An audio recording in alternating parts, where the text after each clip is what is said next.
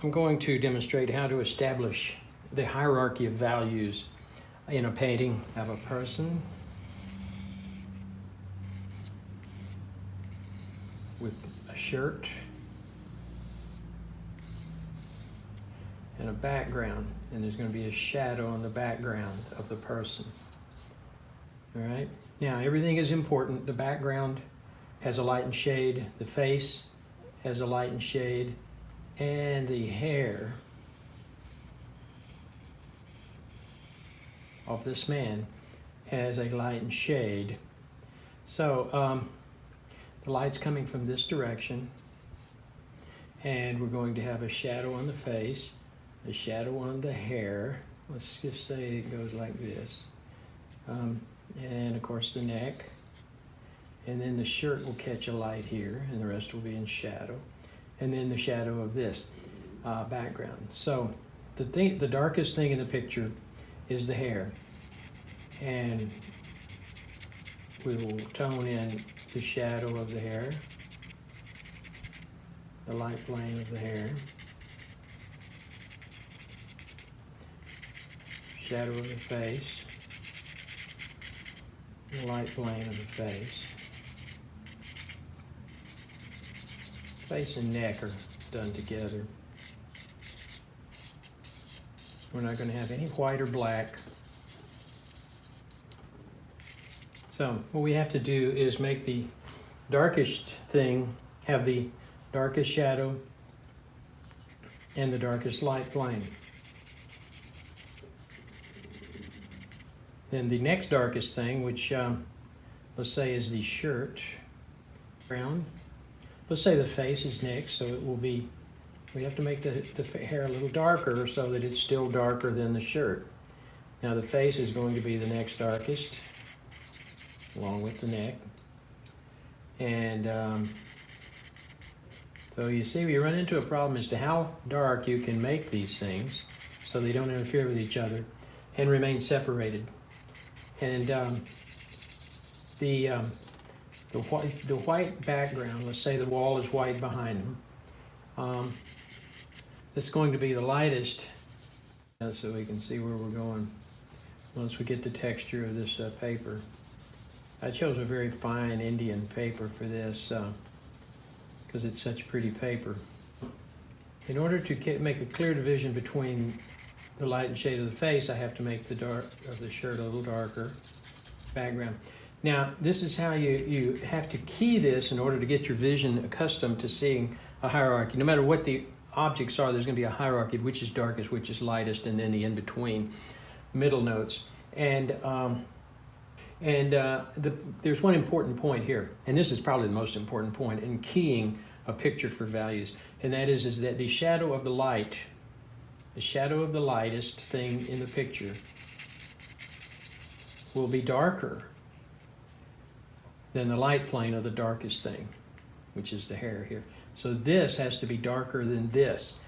What that means is that anything in the picture that's in the light will be lighter than anything that's not catching the light. The most precise way to say it is that black in the sunlight is lighter than white in the shadow. This is the shadow of the white, and it has to be darker than the light plane of the darkest thing in the picture. That means that light will be over everything, and you'll be able to distinguish what is in light and what is not, because we're going to paint the light ultimately. We'll be using hue and chrome in addition to this value scale, and we will paint the light, not the objects. And in order to do that, the light must stick out as a thing itself. And in order for it to do that, these values have to be in the correct order. And then the hue and the saturation of the pigments and the chrome and the colors has to be in the correct alignment also. And that will then show a quality of light that will not exist if you don't do those things. So let's fine tune this a bit. And we got the hair the darkest. This right now, the shadow of the white is not darker than that. It's barely lighter. So we'll darken that down enough not to interfere with the other colors that we've got going. Let's go ahead and put a shadow here for this eye over here, and where the nose will be there, and the lips there. So but then it's too close to this, so we have to darken the light plane of the hair, and then we have to darken this in order to keep it. There is a little bit of latitude in making the shadow of the white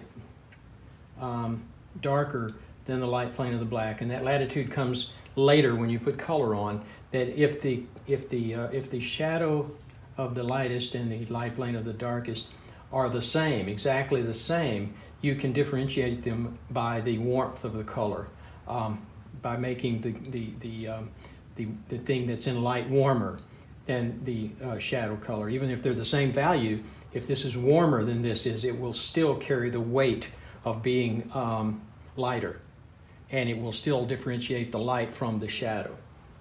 So this would be a high key value scheme, because that's black. All right, a low value scheme would have the hair being this color and have it right there, and then everything else would fall into order above that, and it would then push the difference between this and this to as far as it needs to go. It's a full range of tones is what it's known as. Ansel Adams, the photographer, said that there were 10 tones in his photographs, 1 dot of black and 1 dot of white, and everything else was in between, because there's always something lightest and always something darkest, and all you have to do is look to find it. So that would be a full range of values, like Sargent painted a full range of values, whereas Thomas Eakins painted with a limited value scale, raising up his darkest dark to a higher point, and sometimes even taking the lightest thing down a point, so that the value scheme is squeezed up in the middle, which gives a more atmospheric look, which is known as aerial perspective. And aerial perspective is important for an artist who paints realistically and impressionistically. The thing that's going to happen here is that this would be for a high key painting, and then if, like I say, I wanted to go to a low key, it would be a simple matter to make this dark in the shadow, then this darker.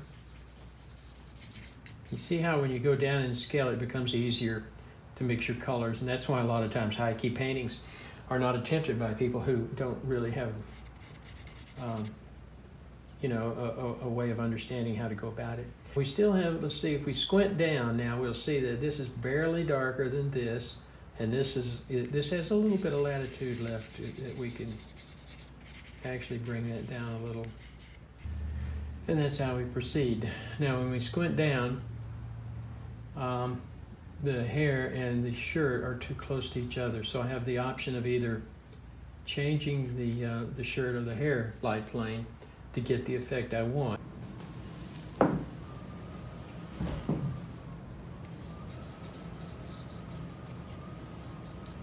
So some people have told me that it is hard for them to see values and connect them together. Like I say, depending upon what part of the picture it's in, if it's a light in the middle of a bunch of darks, and it's very hard to see. Some people have told me that it's very difficult for them to see values, especially the ones that aren't right next to each other. If two values like are close to each other, like the face and the hair, you can see the difference between the shadow, but the difference between the shadow and of the hair and of the clothes is a little harder to see. Not in this picture, but in a lot of circumstances it is. And my advice is to look for the color of the object. And sometimes the darkness will stand out when you see them as different colors. And that's pretty important, really, because this is not as easy to do as you might think. Some people probably would do it very easily, but the thing that you will get from doing this a few times, especially if you're going to paint a scene and you do a study like this first, you will greatly ease how hard it is to mix the colors, because you'll see which ones on the palette are the darkest and how they will all fit together you can even put them close to each other on the palette and the middle values and what have you. The thing that I haven't done here is I haven't put a middle value between the shadow and the light, and that is actually when the three-dimensional aspect of the piece becomes, the three-dimensionality comes out, is when you put the middle value in on a rounded object. So we're not going to do that on the value study for this, though. When you go on to color, the ability to put the middle value in between the shadow and the light plane is extremely important. And that's why you have to have enough distance between the shadow and the light plane in order to drop a middle value in between them.